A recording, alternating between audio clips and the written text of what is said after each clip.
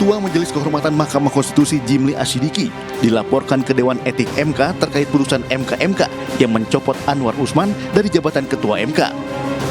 Sejumlah elemen masyarakat melayangkan laporannya, diantaranya advokat peduli Mahkamah Konstitusi, pengacara pembela pilar konstitusi, dan pendekar hukum konstitusi. Pelapor menilai Jimli mengabaikan asas praduga tak bersalah, bahkan menyatakan Anwar Usman bersalah sebelum putusan resmi dibacakan. Sehingga pelapor menilai Jimli telah menggiring opini dan melanggar kode etik. Ini melaporkan Ketua Majelis Kehormatan Mahkamah Konstitusi, Ketua MK, Prof. Jimli Asyidiki, yang kami laporkan ke Dewan Etik Hakim Konstitusi, yang mana kami melihat ada beberapa kejanggalan pada saat sebelum putusan, yang mana ada beberapa poin yang kami lihat di dalam kesimpulan dan rekomendasi putusan pada angka 4 Majelis Kehormatan tidak menemukan cukup bukti untuk dapat menyatakan hakim terlapor memerintahkan adanya pelanggaran prosedur dalam proses pembatalan pencabutan permohonan perkara nomor 90 PUU Romawi 21/2003. Sebelumnya Majelis Kehormatan MK yang dipimpin Jimli Asyidiki memberhentikan Anwar Usman sebagai Ketua Mahkamah Konstitusi. Anwar Usman dinilai terbukti melakukan pelanggaran berat dalam memutus perkara terkait batas usia Capres-Cawapres.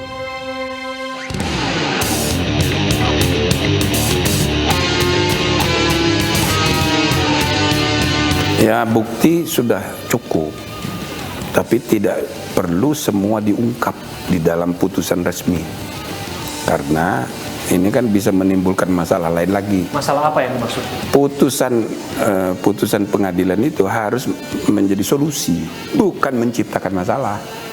Satu, tujuan hukum itu untuk keadilan. Kedua, untuk kepastian. Ketiga, kebergunaan. Jadi kalau dia membuat putusan bikin kacau, ya itu kan bukan keputusan yang baik. Tapi mengenai kepastian kan harusnya kan ini bagian dari transparansi, Prof. Kenapa tidak dibuka siapa yang mengintervensi dari pihak luar?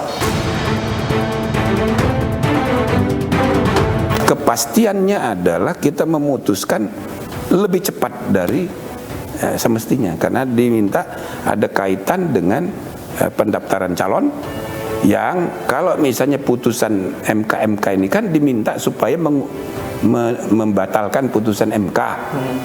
Saya persilakan argumennya apa, silahkan para ahli diundang, dan mereka minta supaya putusan MK sebelum penetapan, ya kan, akhir.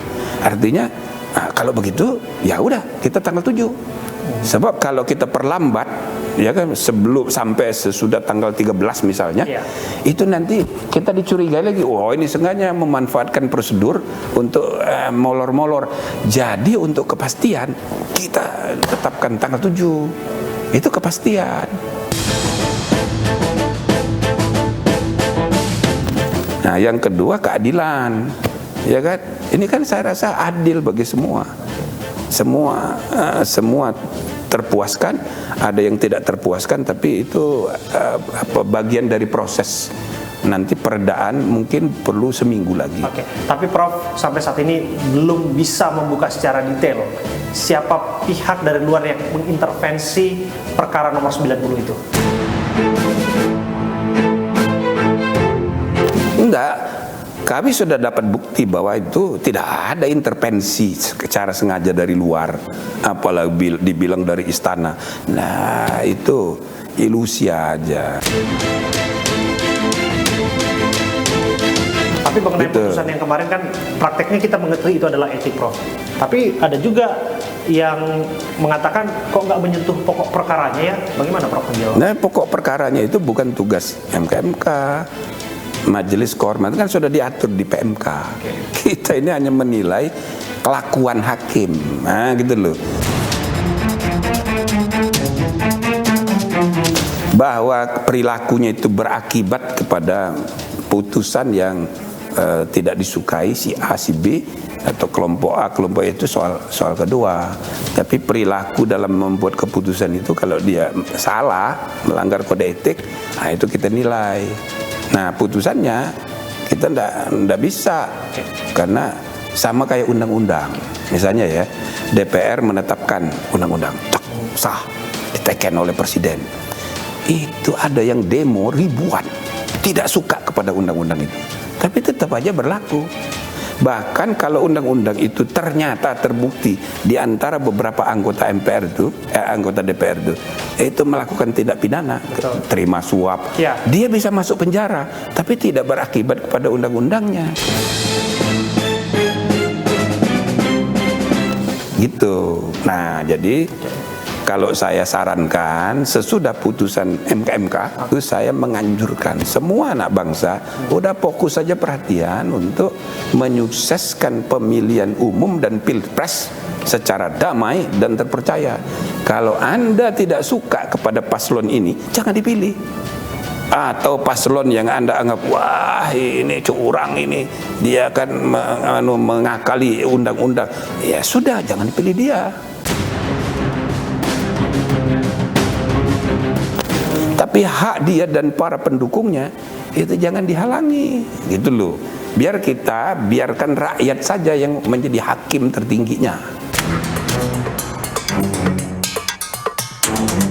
Nah, begitu. Oke, karena pada akhirnya kita negara demokrasi, Prof. Oh iya.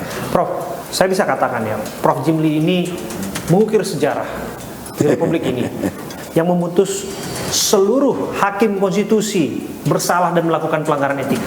Saya pikir itu tidak pernah terjadi di sepanjang Republik ini berdiri, Prof. Bukan, di seluruh dunia nggak ada kayak begitu.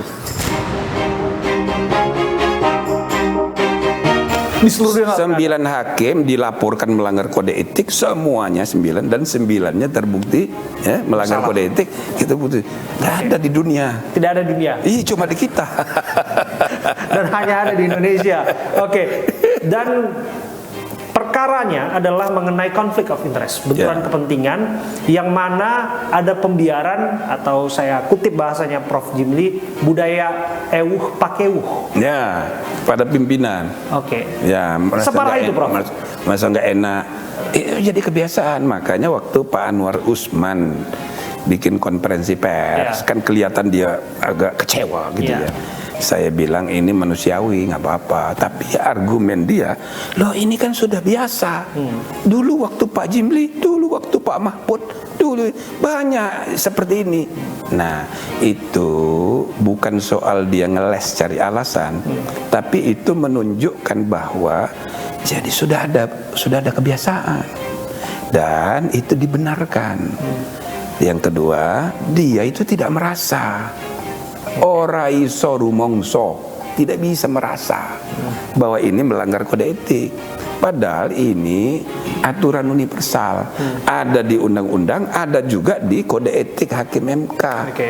dan bahkan ada prinsip universalnya di seluruh dunia itu. Jadi kalau ada hubungan kepentingan, terutama keluarga, dia harus mundur. Sudah ada aturannya, kok tidak merasa? Itu tanggung jawab moral ya. Tidak ada, iya. Alasannya ini kan norma umum. Saya nggak tahu tuh urusan Gibran, nggak ada kaitan. Loh, udah setahun balihonya di mana-mana. Sudah berbagai media memanukan bahwa Gibran jadi calon ini, calon itu, gitu kan? Nah, masa nggak tahu? Belakangan ini ya, Prof ya, termasuk gerakan dari aksi mahasiswa. Disebutkan ada ketua BEM UI, Melki Sedek Huang namanya, yang mana orang tuanya merasa diintimidasi, Prof, oleh oknum-oknum aparat karena Melki sendiri, ketua BEM ini, melakukan pergerakan kritik terhadap putusan nomor 90 itu mengenai batas minimum usia capres-cawapres. Bagaimana Prof menilai persoalan ini? Itu di luar soal MK itu, tapi Iya, saya sebut tadi kan Prof tokoh intelektual. Iya, kita harus mengingatkan aparat penegak hukum, terutama polisi, kejaksaan, harus kerja profesional. TNI juga begitu. Kalau memang bukan urusan tentara, ngapain ikut-ikut melibatkan diri, ya kan? Udah, ini urusannya polisi aja. Ini kan urusan politik, ini bukan perang. Dan polisi pun itu harus dijamin dia tidak boleh tidak netral. Apalagi TNI Polri itu alat negara, dalam Undang-Undang Dasar disebut begitu, bukan alat pemerintah, bukan alat partai, apalagi alat pengusaha. Nggak boleh itu. Terima kasih Prof Jimli Asidiki. sudah menerima kami di sini dan melakukan wawancara dengan kami, Prof. Kami Ya, terima kasih Ibrahim.